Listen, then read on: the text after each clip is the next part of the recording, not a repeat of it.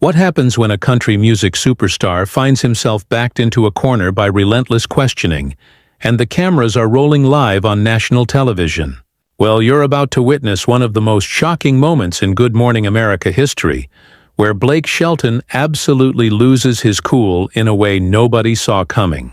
Make sure to subscribe and drop a comment below, because this story gets more intense with every passing minute. It was supposed to be a routine morning show appearance. Blake Shelton had rolled into the Good Morning America studios, expecting the usual softball questions about his latest album. Maybe some banter about The Voice, perhaps a few laughs about his relationship with Gwen Stefani. What he got instead was Michael Strahan in full journalist mode, armed with questions that would make even the most seasoned politicians squirm. The interview started innocently enough. Blake settled into the familiar studio chair, that trademark grin plastered across his face as the cameras began rolling. Michael Strahan, ever the professional, opened with his usual warm welcome. "Good morning, Blake. Thanks for joining us today on Good Morning America. I know you've got a lot going on with your new album and The Voice coming back for another season." Blake nodded, clearly in his element. "Morning, Michael. Always good to be here. Yeah, we've got some exciting stuff happening. The new album's got some songs on it that I'm really proud of. And The Voice, man, we've got some incredible talent this season." "Speaking of The Voice," Michael continued, his tone still friendly but with a subtle shift that Blake didn't immediately pick up on. "There's been quite a bit of discussion lately about the coaching methods on the show. Some critics are saying that certain coaches, yourself included, might be playing favorites with contestants." Blake's smile faltered for just a moment, a flicker of confusion crossing his features. "I'm sorry, what now? Playing favorites? Michael, I've been on that show for over a decade. I think my track record speaks for itself." "Well, that's exactly what some people are questioning," Michael pressed on, leaning forward slightly. "Your track record. There have been allegations, Blake, that some of your wins weren't exactly, shall we say, on the level." The studio fell silent except for the hum of cameras and lighting equipment. Blake's jaw tightened visibly and he shifted in his chair. "Allegations from who exactly?" "Because that's a pretty serious thing to throw around on live television, Michael." "Multiple sources within the production," Michael replied smoothly, clearly having done his homework. "People who work closely with the show have come forward claiming that certain outcomes were predetermined, and that coaches knew in advance which contestants were expected to make it to the finals." Blake's hands gripped the armrests of his chair. "That's complete garbage, and you know it. The Voice is a singing competition. The best singers win. Period. I don't know what kind of sources you think you have, but they're feeding you lies." "Are they, though?" Michael's voice remained calm, professional, but there was an edge to it now. "Because we've spoken to former contestants, Blake, contestants who were on your team, and they're telling us a very different story about how things really work behind the scenes." "Then bring them on here," Blake shot back, his famous Oklahoma drawl becoming more pronounced as his temper began to flare. "Put them right here in this chair and let them say it to my face instead of hiding behind anonymous allegations." Michael consulted his notes, a move that seemed calculated to increase the tension. "Actually, we did reach out to several former contestants. Interestingly, most declined to appear on camera. They cited concerns about potential legal ramifications and damage to their careers in the music industry." "Legal ramifications?" Blake's voice rose slightly. "Are you kidding me right now?" "There are no legal ramifications because there's nothing illegal going on.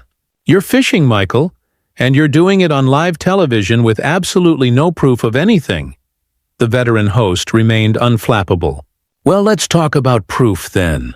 We've obtained some interesting documents. Blake, communications between producers and network executives that paint a very different picture of how The Voice operates."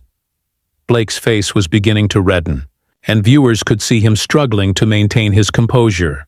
"What documents? Show me these so-called documents, Michael. Right now. Put them up on screen and let's see exactly what you think you've got." "I'm not at liberty to share the specifics right now due to ongoing investigations," Michael replied, "but I can tell you that they detail conversations about storylines, about which coaches needed wins, about keeping the show competitive and entertaining rather than purely merit-based. Ongoing investigations? Blake's voice cracked slightly. What investigations? By who? You're sitting there throwing around accusations like confetti, but you won't show me any proof. You won't name your sources. And now you're talking about mysterious investigations that apparently nobody told me about. Michael leaned back slightly, maintaining his professional demeanor despite the growing tension. Blake, I understand this is uncomfortable, but these are legitimate questions that deserve answers. Your fans, the contestants who trusted you, the viewers who voted, they all deserve to know the truth about what really goes on behind the cameras. The truth? Blake's voice was getting louder now, and several crew members exchanged glances. The truth is that you've ambushed me on. Michael Strahan, to his credit, didn't back down. If anything, Blake's aggressive response seemed to energize him. Blake, I understand you're upset, but attacking the messenger isn't going to make these questions go away. The public has a right to know about potential manipulation in a show that relies on viewer votes and public trust. Public trust? Blake's laugh was bitter, almost manic. You want to talk about public trust? What about the trust that guests have when they come on this show? What about the trust that I had walking in here this morning thinking I was going to talk about music, not defend myself against some conspiracy theory you've cooked up? This isn't a conspiracy theory, Blake, Michael replied firmly. We have multiple sources, documentation, and a pattern of behavior that raises serious questions about the integrity of The Voice as a competition. Blake stood up abruptly, his chair rolling backward. The sudden movement caused several camera operators to adjust their positions, clearly not expecting this level of confrontation. Pattern of behavior? What pattern? Winning? Being successful? Helping my contestants achieve their dreams? If that's a pattern, then I'm guilty as charged. Sit down, Blake, Michael said calmly. We're live on television. Don't tell me to sit down, Blake shot back, his voice echoing through the studio. You ambush me with this garbage and then want to tell me how to react? I've been nothing but professional my entire career, and you're sitting there trying to destroy everything I've built based on what? Gossip from disgruntled employees? Michael's tone remained steady, but there was steel in his voice now. These aren't disgruntled employees, Blake. These are people who worked directly on the show, people who were in the room when decisions were made. They're describing a systematic effort to manipulate outcomes for the sake of ratings and storylines. Systematic effort? Blake's hands were clenched into fists at his sides. You're describing fraud, Michael. You're accusing me, the other coaches, the producers, the network, basically everyone involved with the show of committing fraud on national television. Do you understand what you're saying? I'm saying that the documents we've reviewed suggest that certain elements of the show may not be as authentic as viewers believe. Michael responded carefully. That some outcomes may have been influenced by factors other than pure talent and viewer votes. Blake began pacing behind his chair, his movements sharp and agitated. May have been, suggest? You're destroying my career with maybes and suggestions? Where I come from? You better have more than that before you start throwing around accusations like this. Blake, please sit back down so we can discuss this professionally. Michael tried again. Professionally? Blake whirled around to face him directly. There's nothing professional about this hit job you're pulling. You brought me here under false pretenses. You're making accusations you can't back up. And you're doing it all on live television where I can't properly defend myself because you won't show me what you claim to have. The tension in the studio was palpable. Crew members were shifting uncomfortably, and you could see the show's producers frantically discussing something off to the side. Michael, however, remained focused on his guest. I understand your frustration, Blake, but these are serious allegations that require serious answers. If The Voice has been manipulating results, don't you think the contestants who were eliminated unfairly deserve to know?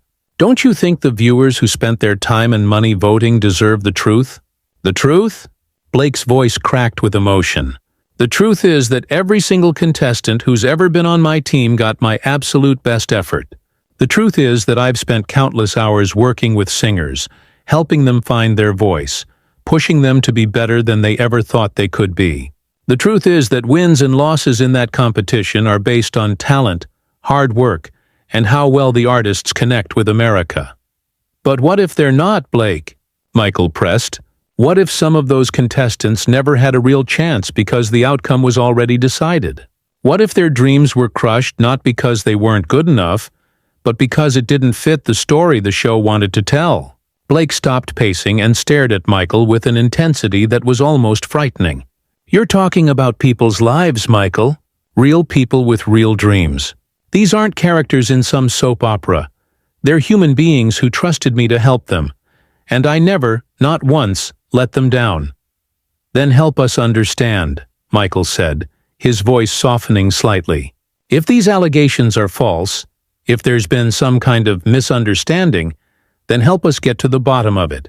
Cooperate with the investigation. Provide your side of the story with the same level of detail that these other sources have provided. My side of the story? Blake's laugh was hollow. My side of the story is 12 years of helping artists. 12 years of being part of something I believed was honest and real. My side of the story is going home every night knowing that I gave everything I had to help someone else achieve their dreams. But apparently that doesn't matter when you've got anonymous sources whispering in your ear. Michael leaned forward in his chair. Blake, if you're innocent of any wrongdoing, then you have nothing to worry about. The investigation will clear your name, and these questions will be answered. If I'm innocent? Blake's voice rose to almost a shout. If I'm innocent? Michael, you just proved exactly what this is about. In your mind, I'm already guilty. You've already decided that I'm some kind of criminal who's been manipulating a singing competition for over a decade. The country star's face was now completely red, and beads of sweat were visible. Michael's expression hardened at Blake's accusation. Blake, that's not fair and you know it. We invited you here to give you the opportunity to respond to these allegations. We're giving you a platform to tell your side of the story. My side of the story? Blake slammed his hand down on the back of his chair, the sharp sound echoing through the studio. You mean the side where I try to prove a negative? Where I try to prove that something didn't happen when you won't even tell me specifically what I'm supposed to have done? We've been very clear about the allegations, Michael responded firmly.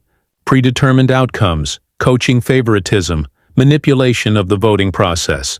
These are specific claims that require specific responses. Blake's eyes blazed with fury. Specific claims? You haven't given me one specific example, Michael. Not one date, not one contest, not one instance where you can point to something concrete and say this is what Blake Shelton did wrong. You're dealing in generalities and innuendo, and you expect me to just sit here and take it? We're protecting ongoing investigations by not revealing specifics that could compromise the process, Michael replied. Surely you can understand that. Compromise the process? Blake's voice was now hoarse from shouting. What process? What investigation? You keep talking about this investigation like it's some official thing, but you won't tell me who's conducting it, what agency, what authority they have. For all I know, you made the whole thing up to justify this ambush. The studio fell silent except for Blake's heavy breathing. Michael consulted his notes again, a gesture that seemed to infuriate Blake even more. Don't you dare look at those notes again, Blake snapped. Look at me. Look me in the eye and tell me you believe I'm the kind of person who would cheat those kids out of their dreams. Look me in the eye and tell me you really think I've spent 12 years of my life perpetrating some kind of fraud. Michael met his gaze directly. I think you're someone who cares deeply about winning, Blake. I think you're competitive to your core. And I think that in a highly competitive environment like The Voice, lines can get blurred. People can convince themselves that what they're doing is for the greater good. Lines can get blurred. Blake's laugh was bitter and manic. That's what you think this is about? My competitive nature? Michael, every coach on that show is competitive. Every artist is competitive. That's what makes it a competition. But there's a difference between wanting to win and cheating to win. And where exactly is that line for you, Blake? Michael pressed. Because according to our sources, that line moved quite a bit over the years. Small compromises that turned into bigger ones, justifications that became habits. Blake's hands were shaking visibly now. Your sources are liars, Michael. They're people with axes to grind. People who probably got fired or passed over for promotions. They're feeding you garbage because they want to bring down something successful, something that's brought joy to millions of people. Or maybe they're people with consciences, Michael countered. Maybe they're people who couldn't stand by and watch the manipulation continue. Maybe they're the real heroes in this story. Heroes? Blake's voice cracked completely. Heroes? They're cowards who are hiding behind anonymity while they try to destroy innocent people. If they're such heroes, why won't they show their faces? Why won't they put their names behind their accusations? Michael leaned back slightly, maintaining his professional composure despite the escalating confrontation. Because they're afraid, Blake. They're afraid of exactly this kind of reaction. They're afraid of legal retaliation, career destruction, personal attacks. They've seen what happens to people who speak out against powerful figures in the entertainment industry. Powerful figures? Blake was practically screaming now. I'm a country singer from Oklahoma, Michael. I'm not some media mogul or political kingmaker. The only power I have is my voice and my guitar, and the trust that people have placed in me over the years. Trust that you're trying to destroy with this hit piece. Then help us restore that trust, Michael said quietly. Answer the questions honestly. Address the concerns that have been raised. Show America the Blake Shelton you say you really are. Blake stared at him for a long moment, his chest rising and falling rapidly. When he spoke again, his voice was dangerously quiet. You want to know who I really am, Michael? I'm someone who's given everything to help young artists. I'm someone who's celebrated their victories, like they were my own children. I'm someone who's cried with them when they've been eliminated, who stayed up all night helping them prepare for performances. His voice began to rise again. I'm someone who's donated millions of dollars to charity, who's used his platform to help people in need, who's never asked for anything in return except the opportunity to make music and help others do the same. But apparently none of that matters when you've got anonymous sources telling you fairy tales. Michael nodded slightly. That's exactly the Blake Shelton that America fell in love with. So help us understand how that person could be involved in the kind of systematic deception we're hearing about. Because it's not true, Blake exploded, his voice echoing off the studio walls. There is no systematic deception. There is no manipulation. There is no conspiracy. There's just a bunch of people who want to tear down something good because they can't stand to see others succeed. The country star was now visibly trembling, his face red with rage and his voice hoarse from yelling. You want to destroy my reputation, my career, my relationships, everything I've worked for, based on rumors and speculation. And you're doing it on live television where millions of people can watch you character assassinate. Michael remained calm in the face of Blake's outburst, but there was a steely determination in his eyes. Blake, I need you to calm down. We're still live, and millions of viewers are watching this conversation. Millions of viewers are watching you destroy an innocent man's life, Blake shot back, his voice raw and desperate. They're watching you conduct a public execution based on nothing but gossip and lies. Is this what journalism has become, Michael? Is this what Good Morning America stands for? Good Morning America stands for truth, Michael replied firmly. We stand for asking the hard questions that need to be asked, even when they're uncomfortable. Especially when they're uncomfortable. Blake's laugh was completely unhinged now. Truth? You wouldn't know truth if it walked up and introduced itself. You've taken a handful of disgruntled employees' complaints and turned them into some grand conspiracy theory. You've taken my success, my hard work, my dedication to helping young artists, and you've twisted it into something ugly and criminal. The show's producers were now frantically signaling from off-camera, clearly concerned about where this was heading. But Michael pressed on, his journalistic instincts overriding any concerns about the spectacle unfolding before him. Blake, I'm going to ask you one direct question, and I need you to give me a direct answer. Have you ever been told in advance which contestant was expected to win The Voice? The studio fell completely silent. Blake stood there, his whole body shaking, staring at Michael with a mixture of rage and disbelief. When he finally spoke, his voice was barely controlled. You want a direct answer? Here's your direct answer. No. Never. Not once in 12 years has anyone ever told me who was supposed to win.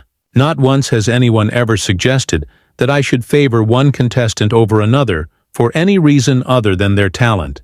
Not once has anyone ever asked me to do anything that would compromise the integrity of that competition. And you're willing to state that unequivocally, on the record, knowing that there may be evidence to the contrary? Michael pressed. That was the final straw. Blake completely snapped. Evidence to the contrary? His voice was now a roar that seemed to shake the entire studio. What evidence? Show me the evidence, Michael. Right now. Put it up on screen. Let America see this smoking gun that you claim to have. Blake began moving toward Michael's desk, his movements erratic and threatening. You've been sitting there for 20 minutes talking about evidence and documents and investigations, but you haven't shown me one single piece of proof. Not one email, not one recording, not one document that proves anything you've been saying. Security personnel began moving closer to the set, clearly concerned about Blake's increasingly aggressive behavior. But the country star was beyond caring about appearances now. You know why you can't show me any evidence? Blake continued, his voice cracking with emotion. Because it doesn't exist. Because this whole thing is a setup. You brought me here to destroy me, and you're using lies and innuendo to do it. Michael remained seated, but his posture was tense. Blake, you need to step back and calm down. We can continue this conversation, but you need to control yourself. Control myself? Blake's eyes were wild now, filled with tears of rage and frustration. You ambush me on live television. You accuse me of fraud. You attack my character, my integrity, everything I stand for. And then you tell me to control myself? The country singer was now gesticulating wildly, his movements becoming more erratic by the second. I've spent my entire adult life building a reputation based on honesty, hard work, and helping others. I've never cheated at anything in my life. I've never lied to a fan, never betrayed a friend, never broken a promise to an artist who trusted me. His voice was now barely recognizable, hoarse and strained from shouting. But none of that matters to you, does it, Michael? None of that matters because you've got a story to tell, and you don't care who you destroy to tell it. Blake suddenly grabbed the microphone that was clipped to his shirt and threw it across the studio, where it hit a camera with a loud crash. The gesture was so unexpected and violent that several crew members jumped back in alarm. There's your story, Michael, Blake screamed, pointing at the broken microphone. There's your big confrontation. Blake Shelton loses his mind on Good Morning America because a so-called journalist decided to end his career based on rumors and lies. The studio was in complete chaos now. Producers were shouting instructions. Security was moving in, and Michael was finally standing up from his chair, clearly concerned about his own safety. You want to know what really happened here today? Blake continued, his voice now